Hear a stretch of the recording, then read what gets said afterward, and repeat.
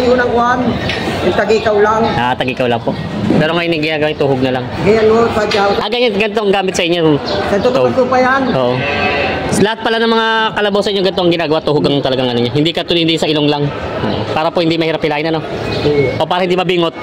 Saka kuhan, minsan uwi yung pag-alma. Yun pala, nakukontrol na yung pag-alma. Ayan.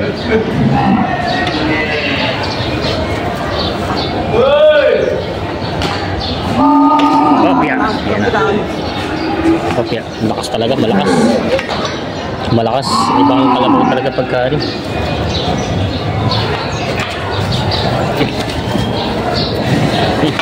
Kopya. Tumba. Ayan, pagkakataon na para ano, pabutasan.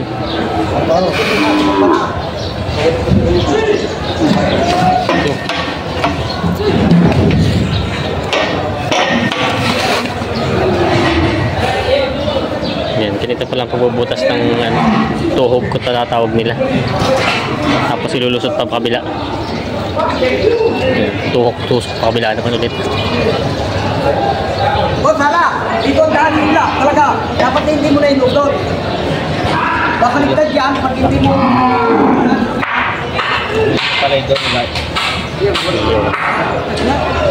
Baliktad yan. Tama yun, dito dapat. Tama yun. Tuhog kasi. Bakit ko na galit? Hindi ako may stop. Wala. Ako ko sa biyahe. Yan, tama na pala yung kanina.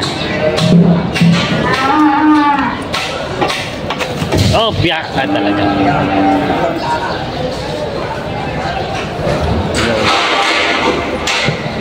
Sabi ko na lang rin, huwag mo nang i-ito sa pag...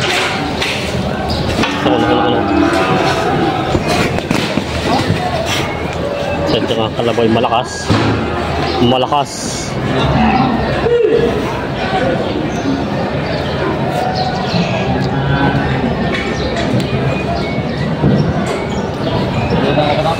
Ano mo na dyan? Sama yan.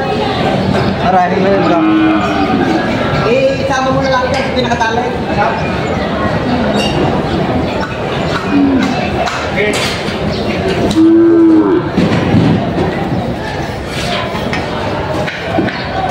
Boss, magkano kuha niya?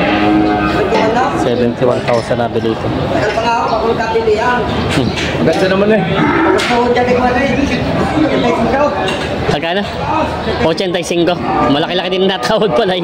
Halos. Hindi naman nung sumatay, hindi naman ako papalit ikaw. Ay, oo. Kaya ako mayroon po na. Dapat talaga marunong sa pamimili din, ano? Hindi pa ako pinihuli. Hindi ko yan may sasabihin naman doon, hindi makautsintahan. Utsintahan na, no? 85 daw ang halaga pala kay kuya nito. Binigay lang ng 71 nakuha. Dapat marunong din talaga sa pamimili para matawad-tawad. Nice. Kasi ang magdumano, Kaya sa leg po nilalagay niya na. Para pala pag dumagos daw eh, mapipigil lang ano. Ayos na to.